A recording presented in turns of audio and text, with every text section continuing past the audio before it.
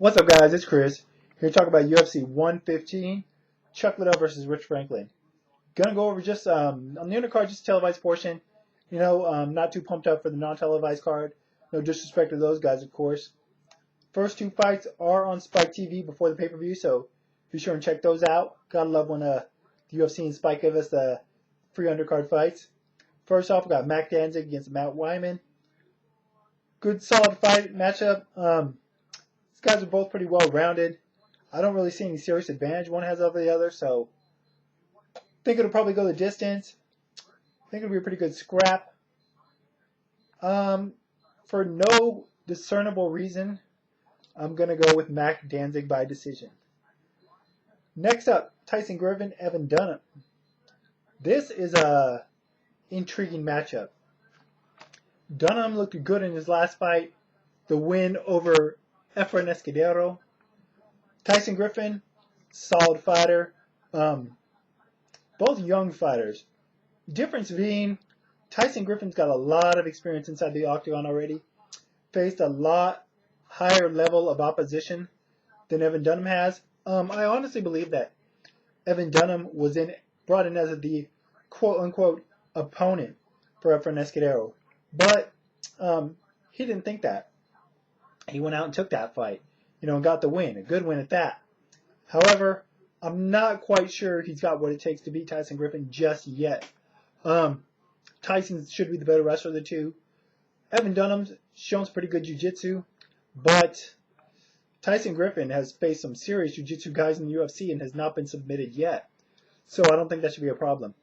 Tyson's improving his boxing every time out. The guy's got great cardio. Improved leg kicks every time out as well. So although I think Evan Dunham is a guy to look out for, I think he's got a good future, I'm not for sure that he's ready for this fight just yet. Not saying he's going to get destroyed or anything, but I don't really see too many ways that he could beat Tyson. So I'm going to go with Tyson to win by the way he usually wins, unanimous decision. Alright, pay-per-view card. I believe this is the first fight of the night. Carlos Condit against Rory McDonald. Gotta say, never seen Rory McDonald fight. Undefeated guy, only fought once in the UFC. Taking on Carlos Condit, who in full disclosure is one of my favorite fighters. Not that I ever picked based on that, but just putting it out there. He was supposed to fight a while back, Carlos. I forgot against who, but he got hurt. He's been injured. He's been out for a while. I'm assuming he's fully recovered. Obviously, hopefully the layoff hasn't hurt him too much. And training with Jackson's camp always seems like it's beneficial for everybody. So McDonald's undefeated, but most of his wins are in King of the Cage. Not sure that's quite the caliber of the guys that Condit's gone up against. So I'm going to go with Carlos Condit to win this fight by technical knockout because he's the natural-born killer, and killers should always win by stoppage. Next up, Ben Rothwell, Gilbert Yvel. Good heavyweight fight on paper. Kind of curious where Ben Rothwell is going to want to take this fight. Standing, Gilbert should have the advantage. He should be the better striker, a little bit more explosive. I don't know who's more powerful. I'd probably say Rothwell because he's a much bigger guy. But Ben likes to stand and trade. However, if he's smart, he'll just use his size advantage, take Gilbert down, and work him over on the ground where Gilbert really doesn't really have much of anything off of his back. Gilbert is a little bit past his prime, to put it kindly. He's still got the ability to knock a guy out, but I don't know. I just don't see it happening. He doesn't even look to be in the shape he was in Pride.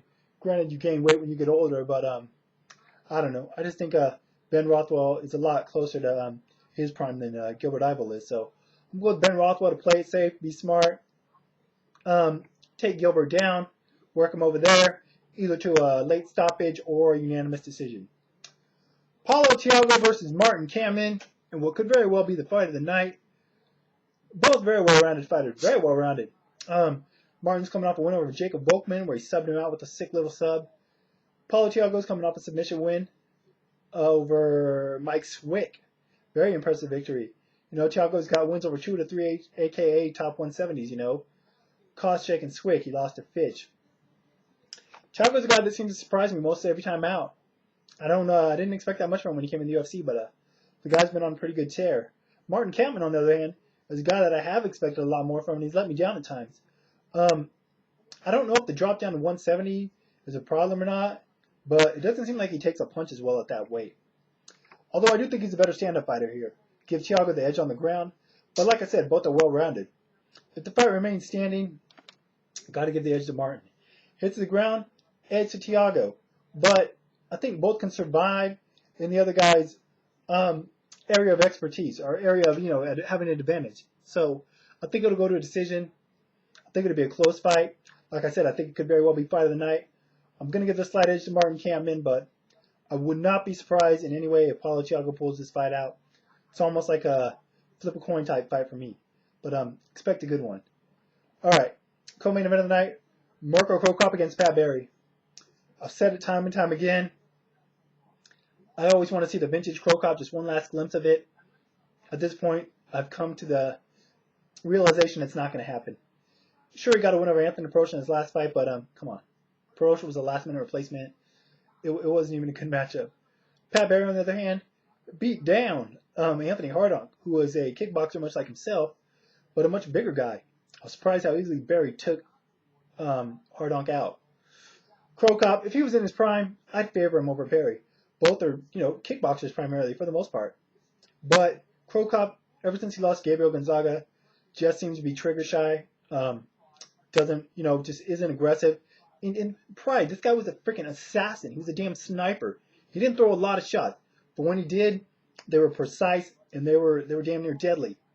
But ever since the Gonzaga fight, just hasn't been the same guy.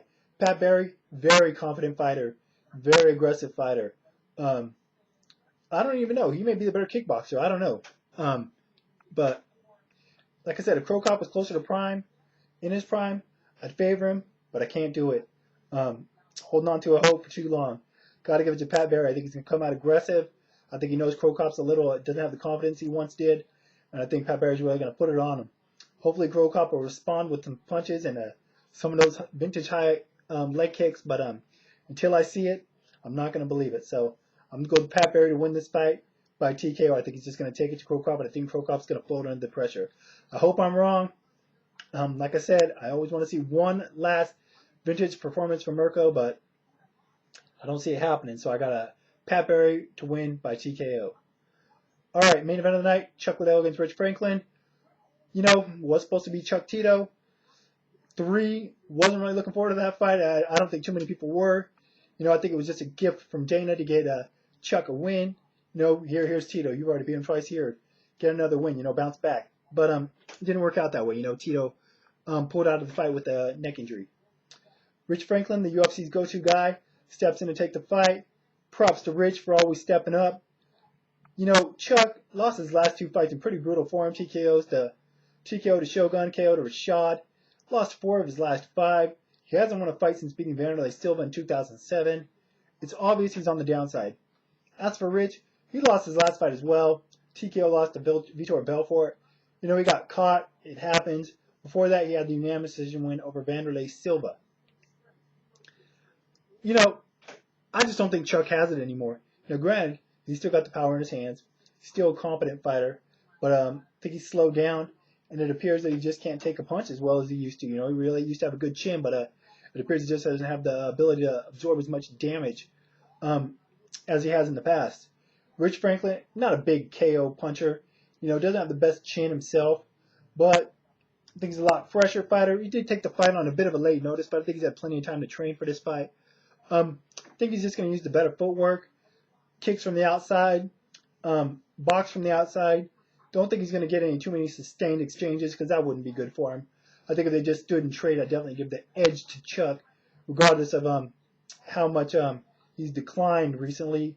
But I don't think Rich is going to play that game. Rich is a pretty smart fighter inside there, pretty good ring tactician.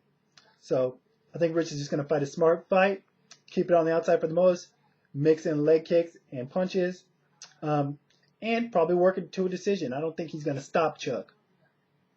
I do think that Chuck could hurt Rich, catch him with something, one of those big looping punches, hurt him.